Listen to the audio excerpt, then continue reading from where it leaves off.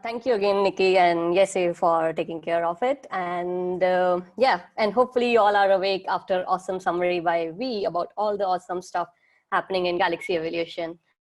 So in my talk today, I'll talk about one aspect of it, which is mass assembly history of galaxies. And roughly, we know that galaxies have this two-phase mass assembly history, that initially they assemble most of their stellar mass through this monolithic collapse, or in other words, most of the stars the galaxy have, they come from this in situ star formation. But later on, the hierarchical merger growth dominate. That is, galaxies start assembling their mass through mergers or accretion of stars, which formed in other galaxies, etc. And the question that I would try to answer in this talk is, when does this transition happen? When does the transition from stellar mass buildup via in situ processes happens from stellar mass buildup via in situ process to stellar mass buildup via ex situ processes like mergers happens? And for this, I will be probing the redshift regime between 3 to 4. This is the famous cosmic star formation rate history plot from a Dow and Dickinson paper. And it shows that the cosmic star formation rate density peaks at redshift of 2. So this epoch between redshift of 3 to 4, it roughly represents the epoch preceding the peak in this cosmic star formation rate density. That is, it's the epoch preceding when galaxies, most of the galaxies assemble most of their stellar mass. So it's really important to understand what happens to galaxy at this particular epoch. And for this thing, we are using data from our very own MOSEL survey, which is Multi-Object Spectroscopic Emission Line Survey. I'm never going to remember this acronym, but it's a good one. So the first two papers for this survey just came out in the previous 2 months. First one by Kim-Lee Chan. And this figure is from her paper. It shows the redshift distribution of our targets as a function of their K-band magnitude. And the figure shows that we are really probing a lot of galaxies between redshift 3 to 4, and we are going really faint in the K-band magnitude. Some of our targets even have K-band magnitudes of 24.9, which is quite faint. Hey, Anshu. Of 3. Yes. Sorry to interrupt. Can you, I think your microphone is hitting something. Can you just hold it up a little bit? Yeah. Yeah, it's my necklace. Sorry. Yeah. Okay, so yes. So this is a sample spectrum from one of our galaxy from the MOSEL survey at redshift of 3.2. And it clearly shows the bright O3 5007, O3 4959, and H beta 4861 line. In this talk, what I'll be focusing on is the width of this emission line. The width of this emission line, it represents a combination of velocity dispersion of the gas and the,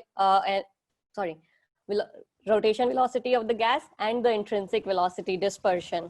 And these two quantities, they are really important for galaxy, because rotation velocity gives us a measure of total amount of gravitational mass in the galaxy, both baryonic and dark matter. And the velocity dispersion gives us a measure of amount of energy in the gas turbulence motion. So they are important. So this figure here is one of the key figure from our paper, which came out in April. And it shows this, the width of the emission line, which we call integrated velocity dispersion on the y-axis as a function of stellar mass on the x-axis. The golden stars are our MOSEL sample, and we are comparing with a bunch of other samples at redshift of 2. The integrated velocity dispersion and the stellar mass for the comparison samples have been measured in the similar way as our MOSEL sample. So they are roughly consistent. The two things that you'll notice in this figure is, at the low stellar mass end, the integrated velocity dispersion of our MOSEL sample is roughly similar to the integrated velocity dispersion of samples at redshift of 2. But at the high stellar mass end, our MOSEL galaxies, they have lower integrated velocity dispersion compared to the same stellar mass galaxies at redshift of 2. If we want to compare the integrated velocity dispersion at redshift of 3, the samples are quite limited. There is one sample that we could find, but it doesn't have any galaxy in the high mass end.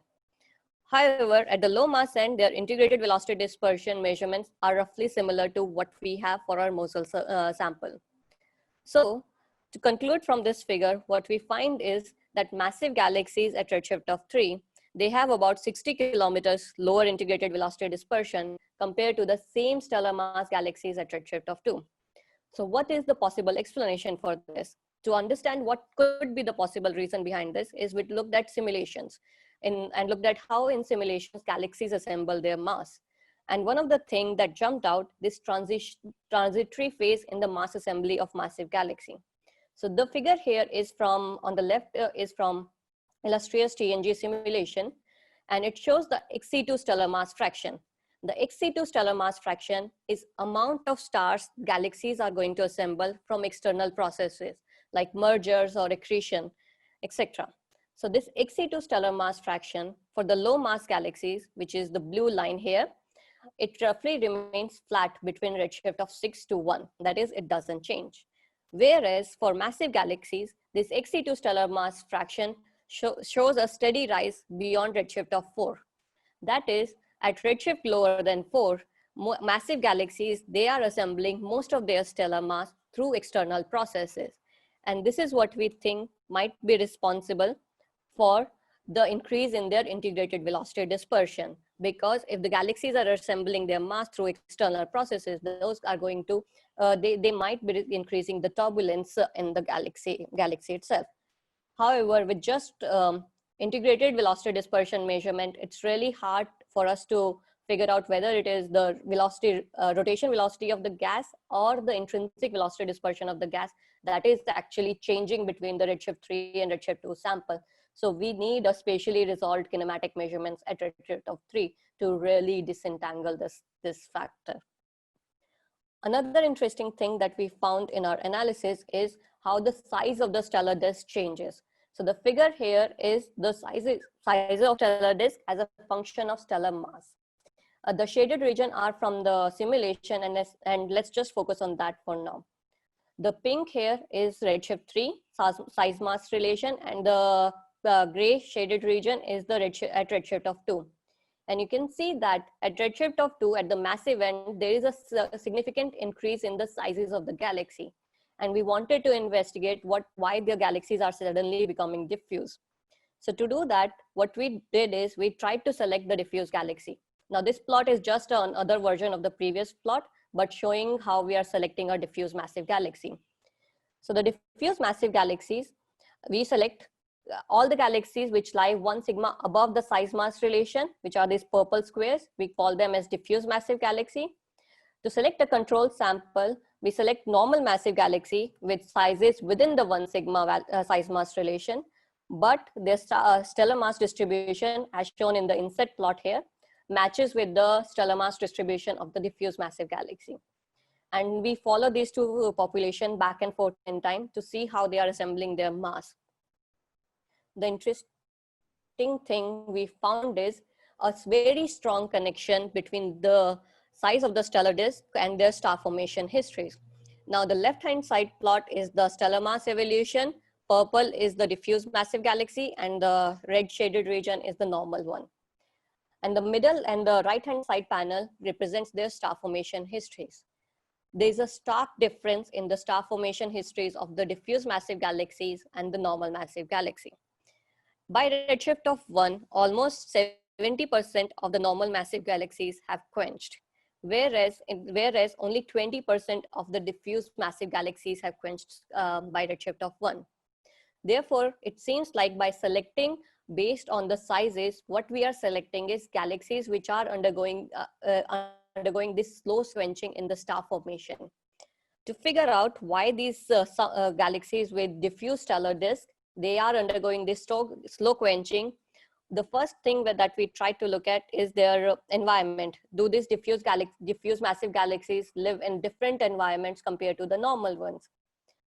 As it turns out, we do not find any significant difference. If you look at the left-hand side plot, which is the halo mass of 2 samples as a function of redshift, their halo mass, they are roughly similar. since redshift of 6 to 0.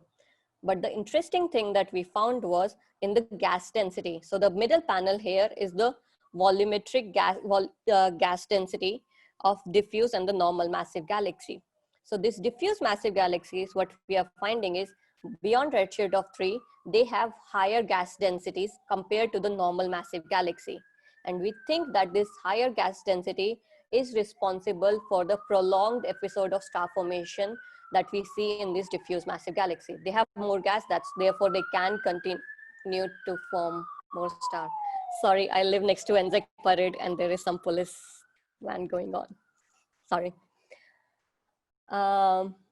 Yeah, so finally to conclude, what I've found in my results is that we find a transition phase in the mass, in how massive galaxies assemble their mass. We find that beyond redshift of 3, massive galaxies assemble most of their mass via XC2 processes, and we can see that in terms of their integrated velocity dispersion.